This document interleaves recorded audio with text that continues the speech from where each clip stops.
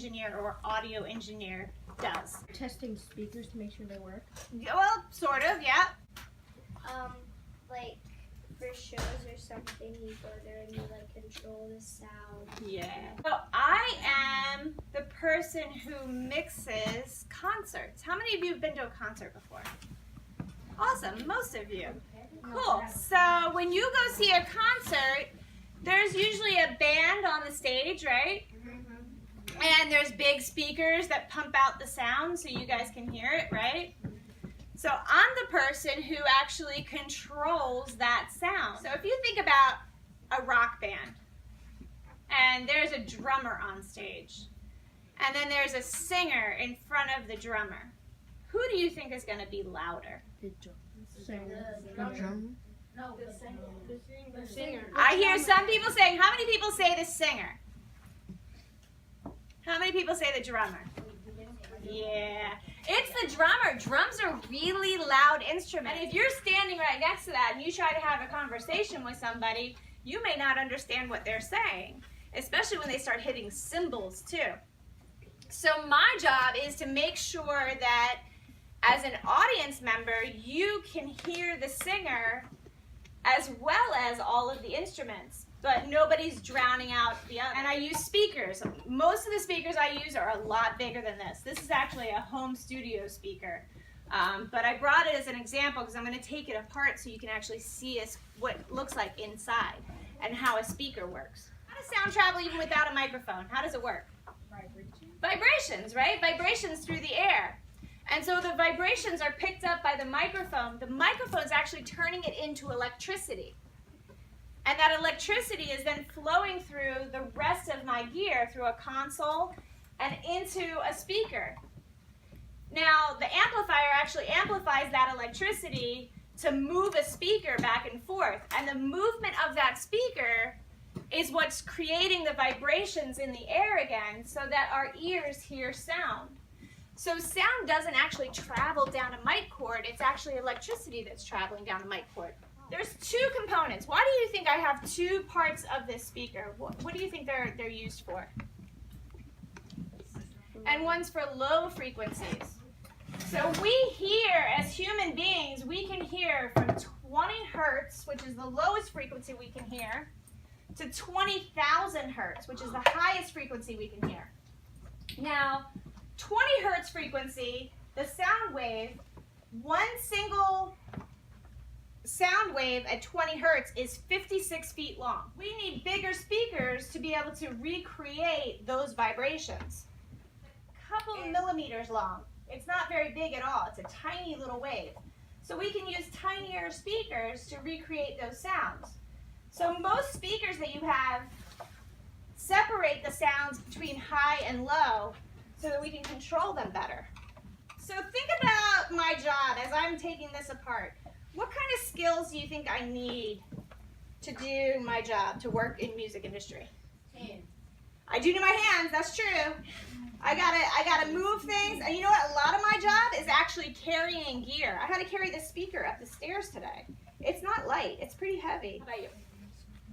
Oh, you good at math? I do. Well, I got to admit, I'm not the greatest at math, but I know how to do it. I work at a university in a music industry major, and so I have to teach math too. Technology. Technology changes rapidly. It's constantly changing. So when I was your age, music was played on records. How many of your parents have record players at home? Few of you. Yeah, I have to keep up with technology. I have to understand how to read a manual to learn how to use a piece of gear and how to fix it if it breaks. Isn't DJing a little bit harder because you gotta vary it? Because you gotta understand even more. DJing, you have to know a lot of different types of music and how they fit together, right? Yeah.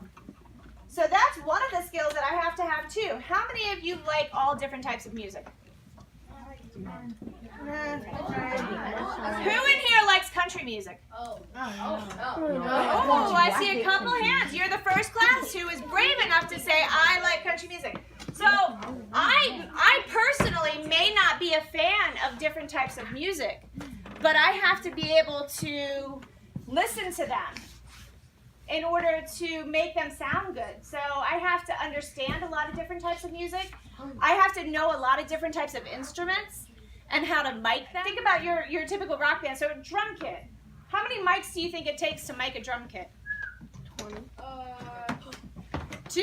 I could do it with 2 mics. I could mic the kick drum and just put one over top. There are anywhere from 8 to 15 microphones on a drum kit in live sound. A regular concert, a regular like 4-piece band, I may have 24 different microphones on stage. And I have to balance all of those and make them sound good. All right, so I got this apart. So there's a lot of foam in here because that's just kind of keeping the sound from vibrating inside the box. But there's these 2 connectors in here. And what those connectors do is take that electricity and put it into this speaker, which my magnet is not as strong as I thought, but this is a magnet. Around the magnet is a metal coil. And as the metal coil moves back and forth, the electricity makes that metal coil move back and forth. The magnet moves back and forth.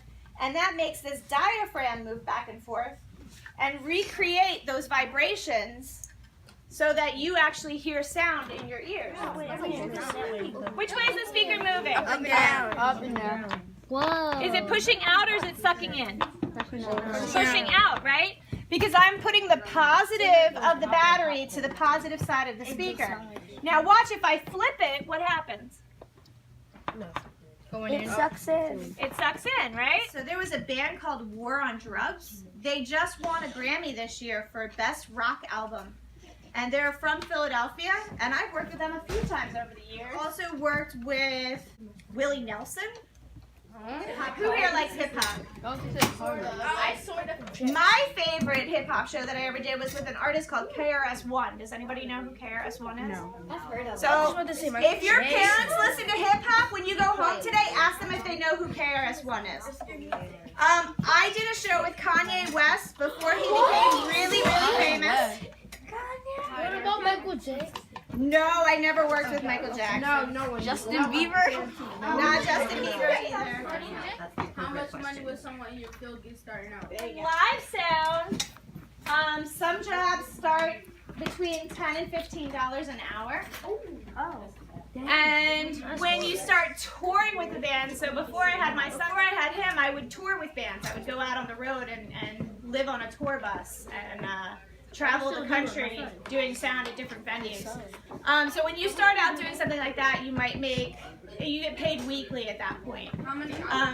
How many hours a day? So it depends on what kind of show I'm doing. There are some shows where I work 20 hours a day, and there are some shows where I'm only working 3 or 4 hours a day. If our ears went past the limits they can hear, would they start just If you go past the limits for what your ears can handle, will your ears start bleeding? I think it would take a lot to make your ears bleed. But what can happen is you can damage your hearing. How many of you listen to music with headphones? Oh, yeah, you put Every single one of you. How many of you turn the volume up on your headphones to drown out your parents? Every single one of you. So listen to this. Put your hands down and listen. This is very serious. This is very serious. You guys have excellent hearing right now because you're young and you haven't been exposed to a whole lot yet. But the more you expose your ears to loud sounds, you actually damage your hearing. So you have tiny little hairs in your ears. I don't know if you guys in science class have talked about how your ears work. No. Not yet, so you will at some point. So what happens is you actually have an eardrum that vibrates, right? And just beyond the eardrum, there's these tiny little hairs in your inner ear. The more you expose your ears to very loud sounds, you start destroying those hairs, and those are nerve endings. And that prevents that sound from getting translated in your brain, and you start to lose hearing. So I've lost the ability to hear certain frequencies, really high frequencies. But I'm still able to do my job because I haven't completely damaged my hearing yet. So now I'm very careful, and I wear earplugs when I'm at concerts. I try to mix at lower volumes.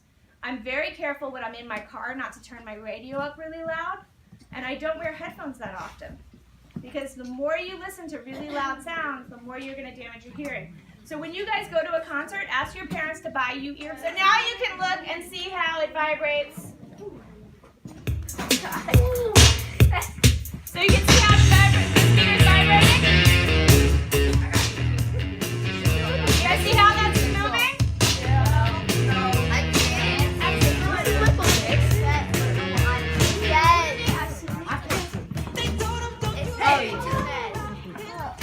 So anyway, that's my job. That's what I do. So you guys got to see a speaker taken apart, kind of learn about what I do. Do you guys have any questions? I do.